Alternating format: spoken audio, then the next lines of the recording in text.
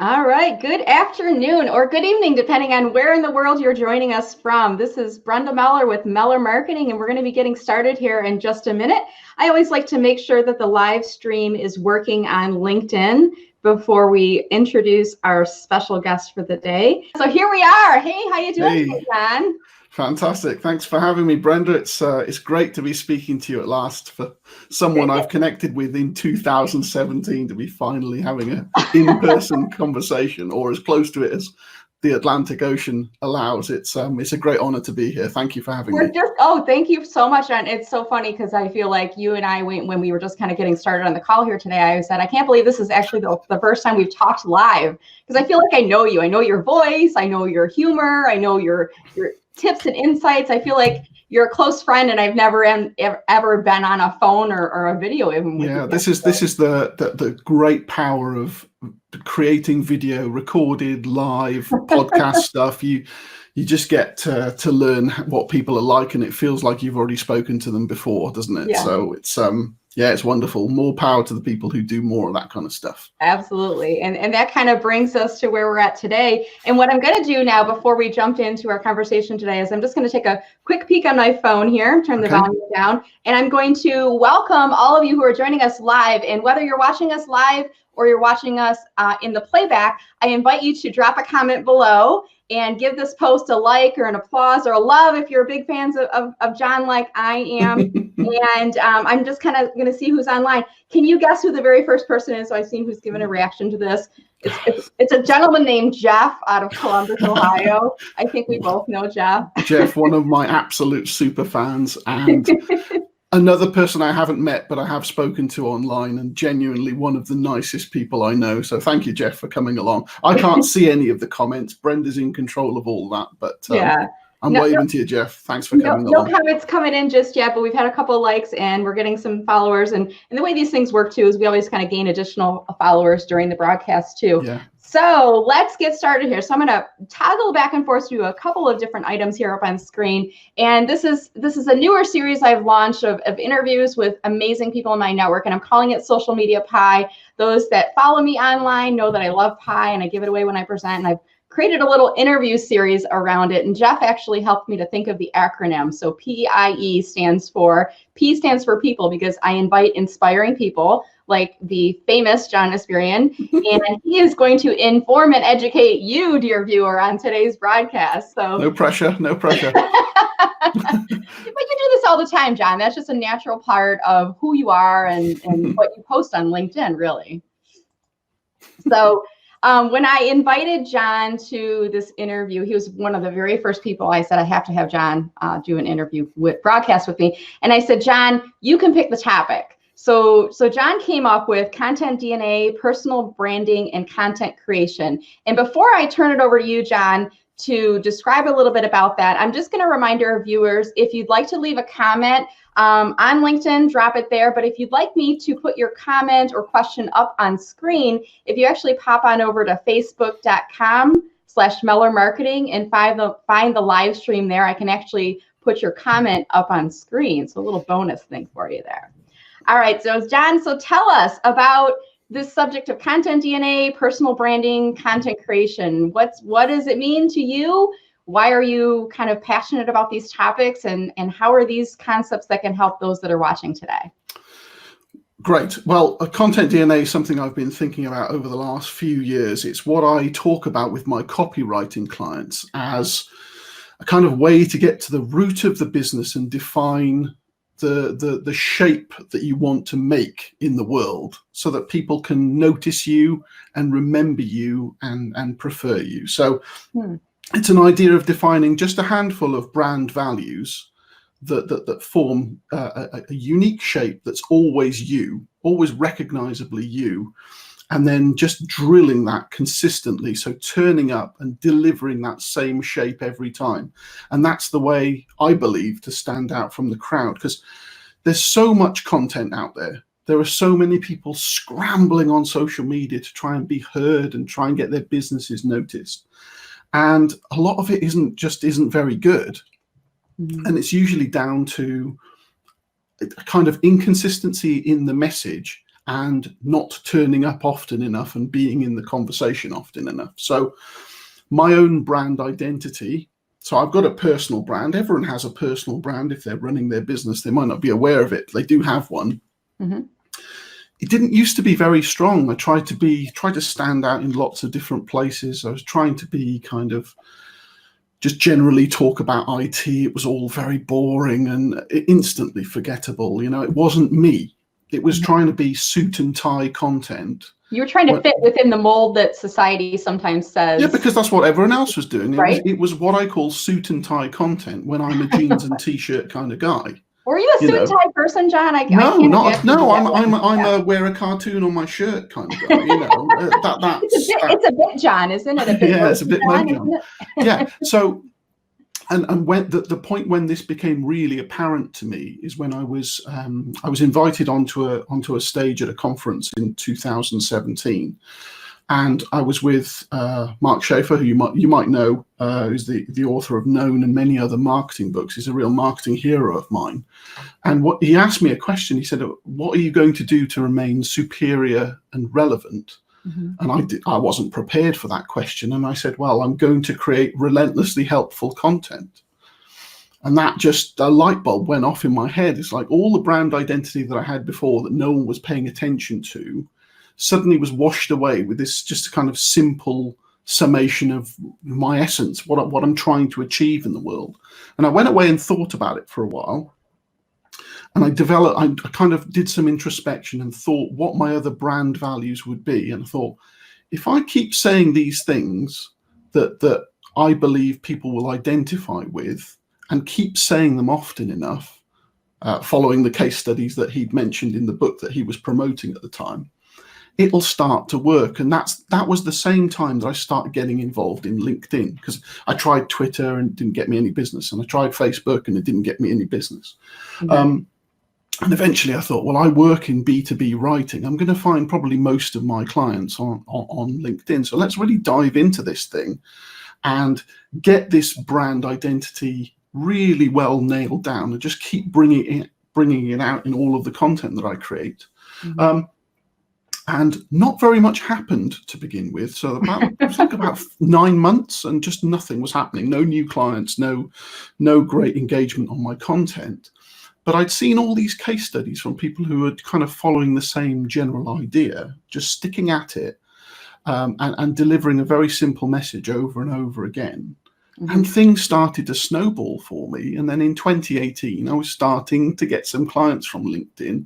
And now we're at the start of 2020, and more than half of my clients now come from LinkedIn.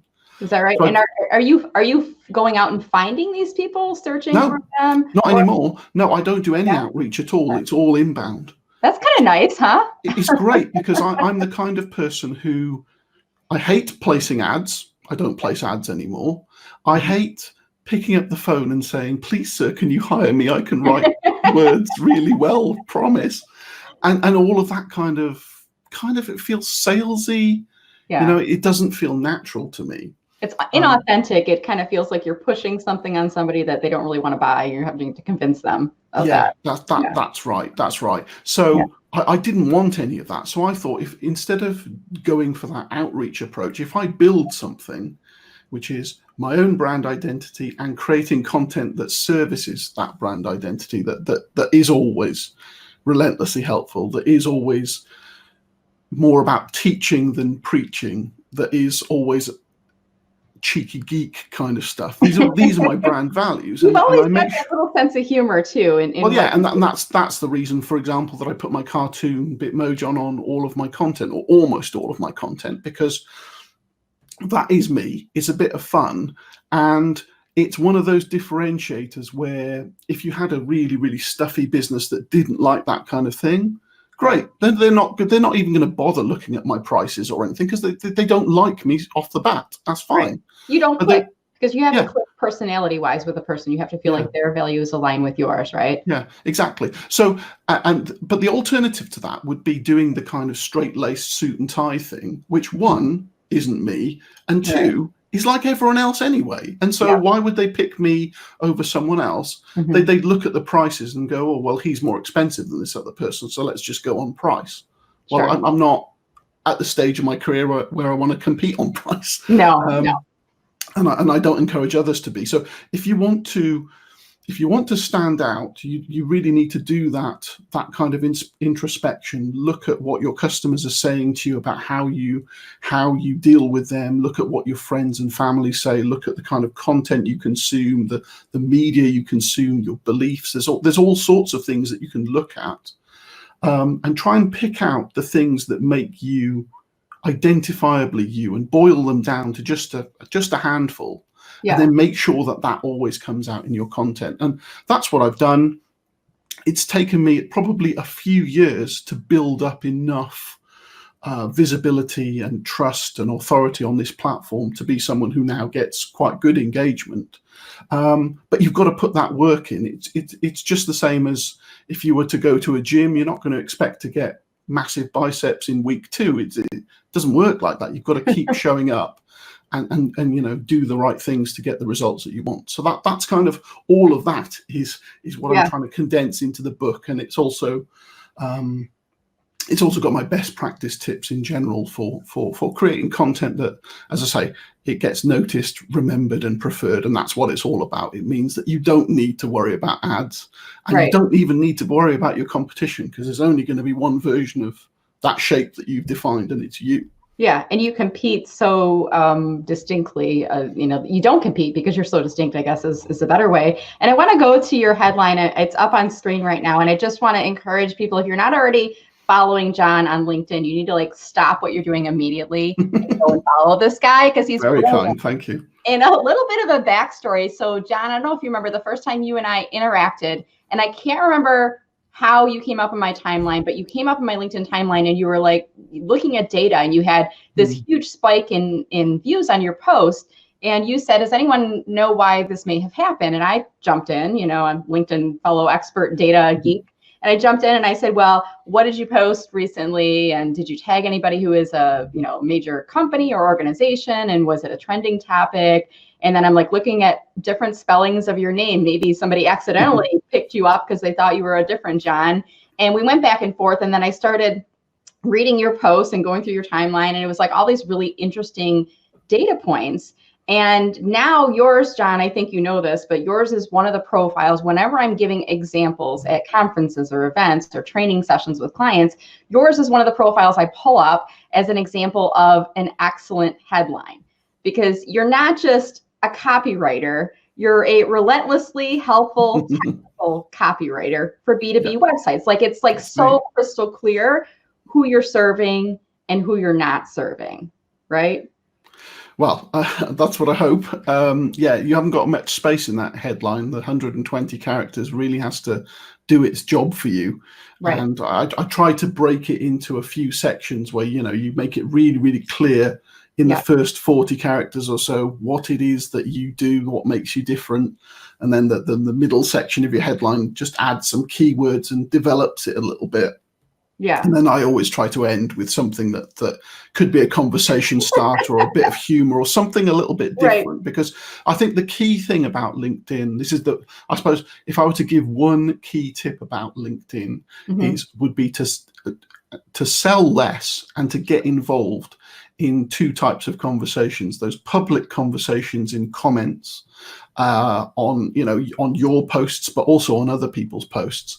Right. And the private conversations, the things that go on in direct messages, which we can't really throw a spotlight on because by their very nature, they're private. But that's where all the gold happens on LinkedIn, I find. You get to know people instead of just trying to connect with them and immediately hitting them with some, join my 5-day course or buy my product. It's just so it puts you off so much. So. And people don't like to be sold to, and I think that's what I've always appreciated about your posts is I'm on your email newsletter, and I'm okay with getting the sales messages there because that's what I expect. If I'm subscribing, I'm basically raising my hand and I'm saying, yes, I want to learn more about your business, and I'm okay with you selling to me because I've subscribed to your newsletter. But on LinkedIn, I think the people that I am drawn to the most are people that are delivering true value in what they're posting And, I get that every now and again we put a sales type of message in there, but every message isn't sales related. And for you, it's actually, you're giving out so much information all the time on data and things that you kind of have experienced and trends that you're seeing. And even like, I love when you do kind of your recap of, here's all my different types of posts, and were they a video or image, text only, how long the characters, and you made me, and I know some of the people on that are watching right now know this, but you inspired me to create this list, this LinkedIn rock stars list. And I'm so glad that you did that. I'm really happy to be on there. Because it was your, you didn't say, hey, put together, but I was like, gosh, like, and I think I asked you, I'm like, how are you doing this data? And you, you said I'm doing it all kind of in a table. And I think, I'm not sure if you were even using Shield back then. No, I was using a manual spreadsheet at first, and now since then I've switched to Shield Analytics, which is really good.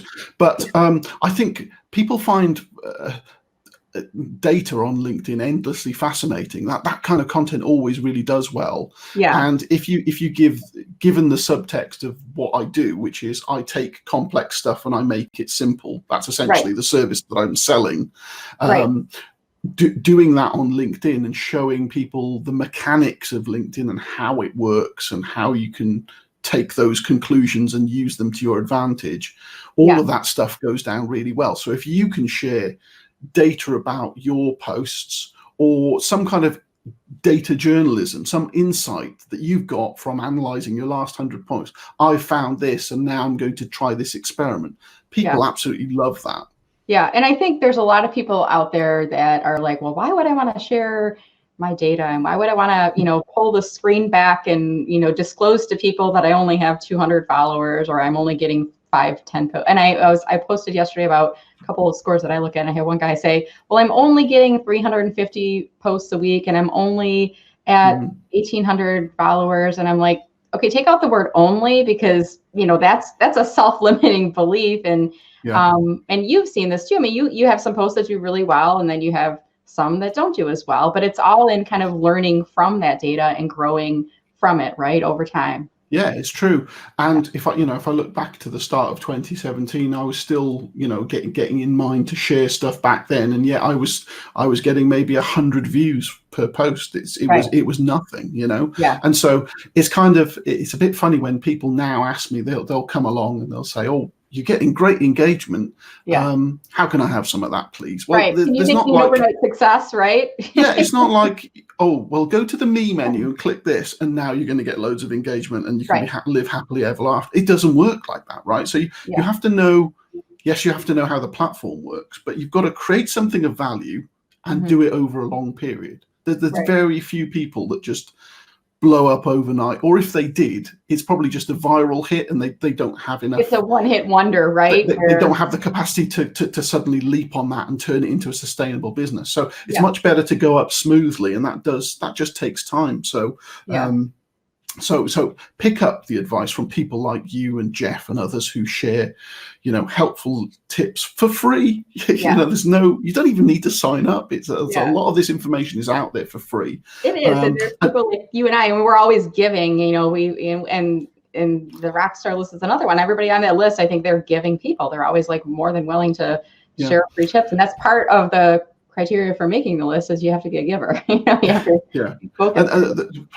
part of the kind of subtext of that is that if someone's seeing free information from you and it's really helping them, a proportion of those people will go, imagine what I'd get if I paid this person. Like if they were my one-to-one coach, or if they were just basically on my side to review my stuff, I'd really be able to move on. And of course there will be people who, there's always those takers in the world, aren't there? They'll just go, I'm happy with the free stuff and I'm never going to pay you. And that's okay. That's fine. Even then, and you experience this too, even if they interact with your post, then it goes and broadcasts out to their network. And it's all visibility. Right. And those people might be the referrals that are coming to you too, right? Yeah. It's another one of the things I say often is that you want to try and keep a keen eye on what your profile views are like, because I found over the last few years that your content does the telling, if you like, and then your profile really closes the deal. It does the selling. So if you can maximize your profile views, it means that people will see your recommendations, they'll see your awards and certificates, they'll see the results you've got for clients, and then a proportion of those people will contact you. They will get, they will hire you. It won't be many of them, but the more you can do to up those profile views, the more chances you've got of converting more clients. And when we talk about individual or very small business, presences on LinkedIn, you don't need that much really to sustain you. So it's not like you need to go and I've got to go and get 1,000 clients. Right. Yeah. Can you maybe you want that? Maybe you want to be an agency. John, what I'm going to do is take just a quick moment and give some shout outs to our studio audience, if you will. I just picked up my phone and it looks like the comments finally are starting to load. So we have Jeff Young, who's done a nice Bitmoji Jeff wave to both of us. So hi Jeff, how you doing? Jan Griffiths is joining us in. And nice. Fellow Welshie. Do you know Jan? Because you guys we've chatted before, and she's originally from Wales, so yes, got you a bit of a connection. Because you guys both have really great energy, and I think you'd be good resources for one another. Jenny Carino says hi, two of my favorites. Vicky O'Neill says hi, and he's using his mug. I'm not going to read the word here. This mug, which you're not going to read, is from Vicky and Jeff, actually. So that was very kind of them to send me that. Safaraz says hi, and guys, let us know where you're joining us from as well. If I'm not mistaken, Safaraz, I think you're coming from India. I think we're international. I know we're international because we've got folks from the UK, we've got folks from the US that are online with us right now. We've got Sweta joining us from Canada. Hello, Sweta. Nice to see you again. Andy Foote. Now, have you ever had a conversation with Andy, John? We haven't had a one-to-one chat, but we've chatted plenty of times through DM, and he's another Brit. Yeah. Is he really? I didn't know that. But he's in Chicago, right?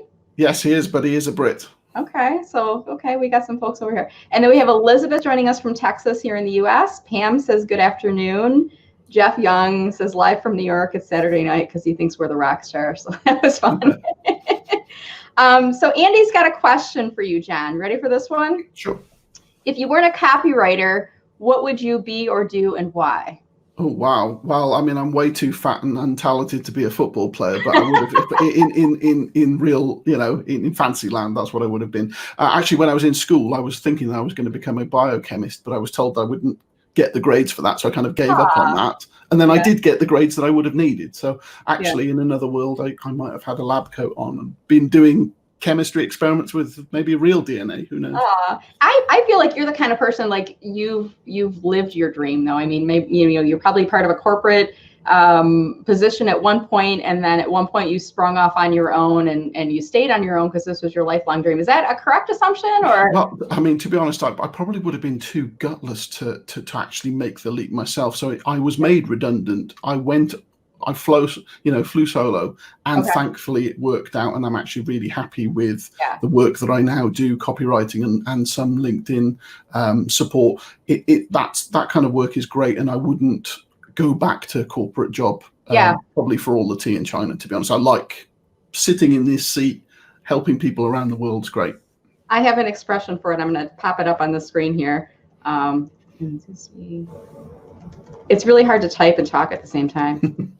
Okay, so this is what I call it here, and I think you can this probably resonates with you too, right? Enthusiastically Unemployable. And what that means is not that we don't want to work for someone, or rather that we can't work for someone. It's that we don't want to work for anybody other than ourselves. And we have this level of enthusiasm from being self-employed. And sometimes there's a decision that's made and the universe nudges us forward. But John, you've got such a solid brand for yourself. I wouldn't have been surprised when that transition happened, even though it wasn't necessarily by choice. It was probably an easy transition into the next phase of your career because people already knew what you were good at because you had such a solid brand established for yourself. Yeah, I think that brand's really developed though in the last few years, because I have been in business for more than 10 years. But I Yeah. think I mean I wasn't on social media at all for the first 5 years, so I mean I was effectively invisible to a lot of people. Wow. But it's only since I started studying content marketing, which is essentially putting out helpful non-salesy content that educates people to become better buyers. So that Yeah. creating that kind of helpful content, non-salesy content, is what I'm strong at. Yeah. And then developing this everything that was centered around this idea about being relentlessly helpful, that has turned into the personal brand that I'm now known for. I'm known for a few key things, not just my cartoon, but my content DNA. Top of the list though, because It's it's that personality element, and like you're not afraid to be different and to be, to have a little bit of fun. And if everybody was doing cartoons, you wouldn't be different, but everybody's yeah, not. that's true. It's even like Andy, he's got like an illustrative photograph of himself, and he's making kind of a funny pose in his photo. And it's intriguing. You look at it, you're like, oh, it's a little different. And your headline is a little different. I mean, there's certain elements that you've taken some Yeah. I don't want to say bold. It's not like you're doing anything inappropriate, but you're taking some risk that are differentiating you from other people. Yeah, well, I think one of the key things is that I'm just trying to get rid of people's old-fashioned ideas about what LinkedIn is or ought to be. I mean, pre the Microsoft takeover, late 2016, Yeah. I did kind of see LinkedIn as kind of, yeah, I'll go there if I need a job, or I'll go there if I want to update my CV kind of thing. Yeah. But it's a social network now. There's Right. no two ways about it. It's got live video. It's got reactions on posts. You can post loads of different types of content. You've got direct messages. How is that not a social network? It obviously is. It might not be as cool as Instagram or as Twitter or as well developed as Facebook, but the other side of that is there aren't as many users, and therefore it's not saturated in the same way that Facebook is. And the added bonus is that the kind of people who are apt to do business are here. And also what I found in my analysis of where my customers come from is the people who originate from LinkedIn. In other words, they see me first on LinkedIn and then turn into a customer. Yep. They pay me more than the people who see me first on Google and then become a customer. Yeah, because they come to expect that this is you're a well-established professional brand on LinkedIn. They're not searching for a deal. By Googling you, they're finding you in a different place. So yeah, that's right. So all roads lead to LinkedIn for me, and that's why I'm kind of my aim is to do a lot more on that this year. So I've got a couple of speaking gigs coming up, and I've even got a workshop coming up on LinkedIn. So I'm kind of moving more into that area. Although my main income is still the copywriting work, but it's a great place to be. Yeah, it's nice to have that diversity of kind of your work portfolio, so that you're drawing from different sources of income as you're growing and evolving your business. I'm going to take a quick pause to say hi to a few more folks, and then we're gonna wrap this up in a little bit. But it's kind of interesting as we've been going through this broadcast, John. It's not uncommon as I see this as we're going longer, our viewership keeps going up, and we're up to 86, 85, 86, 87, keeps going up right now. So it seems like when I say, okay, we're going to wrap this up in the last 5 to 10 minutes, we'll get like 20 more people joining us and coming on. So let's see who else we have here. We have, I think I may have said hi to Elizabeth already from Texas, but I'll say hi just to make sure. We have Denisha joining us from Michigan. Vicente is coming from the UK. Nice. Janine Ward's from Michigan. She says hi. Meg is from Chicago. Hi, Meg. How are you? Andy is from Mars, which does not surprise me. That makes a lot of sense. Larry Grant says hi, Brenda and John. And then since Andy, you were from Mars, we have Sweta, who says she's from Venus, so she's picking up on that. There we go. Catherine from the UK. Jan, we said hi already. Randall is from New Orleans. Kenneth. Hello, Kenneth. Thanks for joining us. Russ Johns, we were talking about you earlier, Russ. How you doing? We love Russ. We absolutely love Russ. One of the most again, and not someone I've met in person, but I've been on his live show.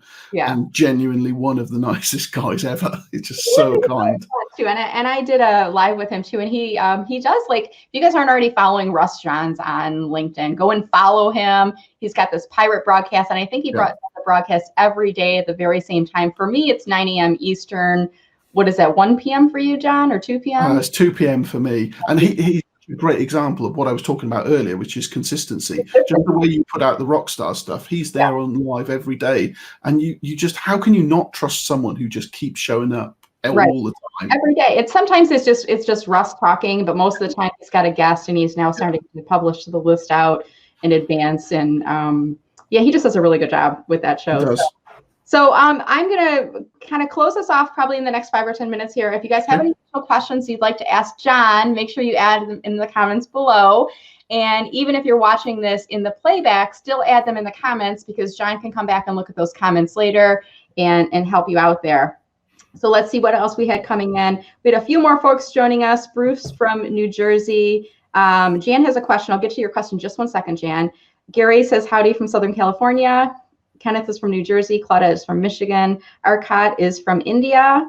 And yes, we all agree, Russ definitely is a rock star. So here's the question. And I know, John, you did a lot of videos. And this question, any thoughts on LinkedIn Live compared to YouTube, compared to just using an audio platform like podcasting? So John, I'll let you take that if you have any thoughts on that.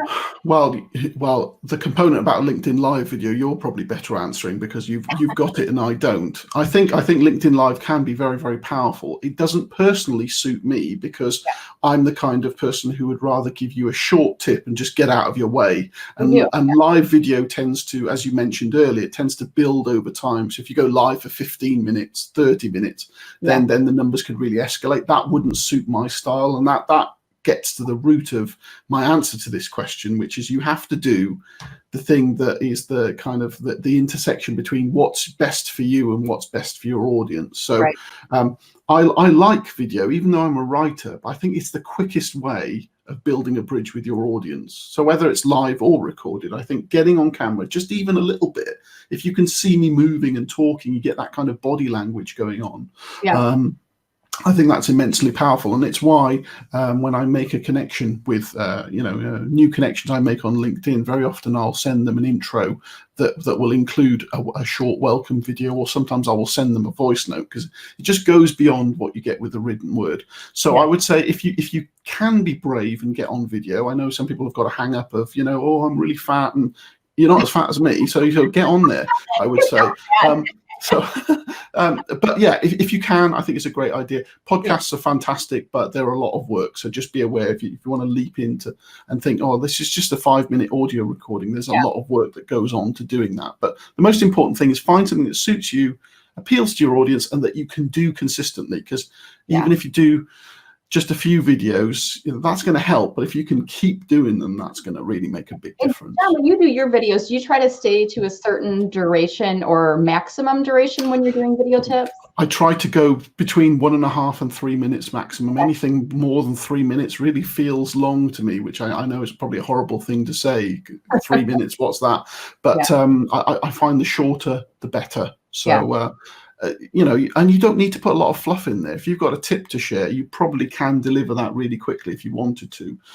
So just keep it short. Recommended when I first started getting my business ramped up, and I was starting to do video not testimonials, but video tutorials or how-tos, and I'm like, what do I use? And I think you were the person, if I'm not mistaken, that suggested Camtasia. Is that what you're using? Yes, I use Camtasia. It's an excellent tool. You can it's the learning curve isn't that hard, and it's just a wonderful way to reinforce your personal brand as well, because you've got that visual element going on. So I think it's a great thing to do. One thing I would say about video is that it's very good to have your content mirrored on YouTube and mirrored on Vimeo, for example, but not to share that content direct from those platforms into LinkedIn. Much better to do a native video, is something where you've got the video file, you upload it directly. For explaining, because some people aren't familiar with the term native. So when John's talking about that, what he's saying is don't post a link to YouTube, because a lot of the sites will penalize in the algorithm that you're sending people off of the site. They'd like to keep people in the site. So it's better to get that MP4 and upload it into Facebook or upload it into LinkedIn. And there's so many things that I learned from you, John, about how to optimize your time and your presence on LinkedIn. And I used one of your tips today for one of my clients. Oh, So great. he was posting about not announcing his website. So we wanted to include the website link in the LinkedIn post. And you have a word for the technique, but it's like post edit. What do you call it? It's the right post edit method. Right post edit. And I did the technique. So I grabbed a screen capture of his website. We posted the text, and then I went back in after and I edited, and then I added the website URL in the post text because I didn't want to be penalized by the algorithm, but I also wanted to drive his viewers traffic to his website. And then the other kind of side benefit is it keeps the pretty URL. It doesn't truncate it to that linked .in gobbledygook that they. Yeah, it's one of those many weird tips that people who come from different platforms go, well, why does it work? Why is LinkedIn like that? Right. And there's so many of those little kind of foibles and intricacies that you just need to find out, or you need someone to tell you. So people like us are valuable to them because we keep poking and fiddling and checking and seeing what's up, and then to help users use LinkedIn more and more effectively. And I'm going to point to the next question. I don't know if you can see this up on screen, John, but Laura, who's from Michigan, has a question about, do you have any suggestions for employers using LinkedIn for recruiting? That's not a question I've been asked before. For employers looking, I would always find people the most employable if they've got real activity, if they've got a filled out profile, and if they've got some signs of activity.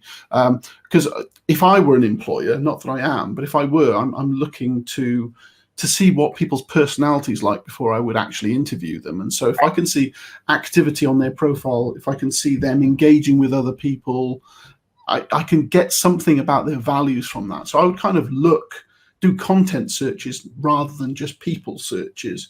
Yeah. And see what areas you're interested in. One thing you talked about earlier, I think, could relate to employers as well. You as an individual, you have your personal brand. What about an employer? Should they have a personal brand, and should they, could that personality help them with recruiting? Well, yeah, absolutely. I think all businesses need to have clarity on their brand identity. As I said before, everyone has a brand identity. You just might not be aware of what it is. Right. It's like the Bezos quote, your brand is what people say about you when you're out of the room. Well, that is true, but you can take steps to steer people's thinking by consciously choosing your own brand identity values, and then being faithful to those in everything you do, not just in running your business, but in the content that you create, the emails that you send, just everything being this idea of the same shape, congruent, always the same. So if you see an email from a business, even without looking at the logo, I know who wrote this. Yeah, and you gotta get the personality sense of it too. And I think, to add on to that, Laura, too, I mean, think about who is your ideal candidate? Who are you trying to track? Is it somebody who's a little bit more entrepreneurial, who is more of a idea person, or is it somebody who's kind of fitting that corporate box? And then think about the language you're using on your social media channels for your organization, because I think that, to John's point, it needs to match. It needs to sync up. You can't be one thing to one audience and another thing to another. You have to be kind of consistent with how you're describing yourself to attract those right people. So, John, I'm dying to know. I see it over your shoulder, Content DNA. So, is it available yet? Can I buy your book? Because I want to buy your book. You can pre-order it from my website, but it's going to be launched at a conference in the UK, Atomicon, which comes at the end of April. I'm going to grab. Is this the right link here? Yeah, that's the one. Yes. So I'm going to be there, just as an attendee, but also I'll be launching my book there, and I'll have the ebook and audio book, which I'm going to be narrating myself, hopefully ready at the same time. But I've been taking pre-orders already for a little while through my website, so I'm up to 230 pre-orders now. So I'm quite pleased with that, because I was hoping to get to 100. So I mean, I've already gone way past that. That's awesome. And I loved on Twitter I think it was over the weekend, you were posting, was it some testimonials from the pre-order, the people who pre-ordered, or names of, I think it was names of people who had pre-ordered it, right? You were like, wow, that's brilliant. These people haven't even, they said, they raised their hand and say, I'm going to buy the book, right? Or they've indicated an order for it, but they haven't even read it yet. And you're like showcasing them and you're giving their names. I'm like, wow, can I do that? Because I'm writing a book right now. Well, yeah, it's like, I mean, it's like the Friday shout thing, isn't it? It's just about just celebrating the people who are supporting you or who don't have a big enough voice to shout about themselves. So I like to give back, and if I can say thank you, if there's any opportunity to say thank you, I always will. And so that was what inspired that. And I've had feedback on I've got a samples chapter of the book for people who go to my website and join my mailing list. So if you do that, then you'll get a free preview chapter of the book and an audio chapter as well. And I've had some great feedback on that. So fingers crossed, it's going to be well received when it comes out. I hope so anyway. Awesome. Well, thank you, John. And we still have some additional folks that are joining and asking a couple questions, but I want to keep us to time here. And I like to keep these broadcasts right around 35, 40 minutes. And we're running out of time right now. So we've had a couple of questions come in, Don, and I will make sure I tag you to get to those. Yeah, we'll answer those afterwards. Fantastic. Yeah. So to kind of close us off here, I'm just going to pop John's URL up on the screen again. If you're not already following John Espirian, please do so on LinkedIn. Give him a follow. He has great tips all the time. And he inspired me to do a Friday Shout series. And I would encourage you guys to think about doing the same thing. Pick one person in your network, give a Friday shout out to every week, and do what I do. I tag John every time I post those. And John will reply back and thank you for the mention. And it gives a little bit of a boost to the engagement. And I think it's just nice too. I have somebody in my network who started to do that, and she tags me now. That's great. And, I'm like, oh, it's so flattering to inspire people. And definitely when I see those tags come in, I give them a comment because it's really fulfilling to see. So John Espirian, thank you so much, John. This has been just an absolute delight. And we will try to do this again sometime, because I think these types of sessions where we're putting our heads together can be a lot of fun going back and forth. Great. Again, I'm really honored to have been on the show, Brenda. Thanks for having me. Cheers. All right, guys. Thanks, guys. Have a great day. I'm going to end the broadcast. And if you're watching this in playback, a reminder to still drop your comment below if you have any questions for John. And do give this post a like or a reaction as well. Thanks again, and have a great day.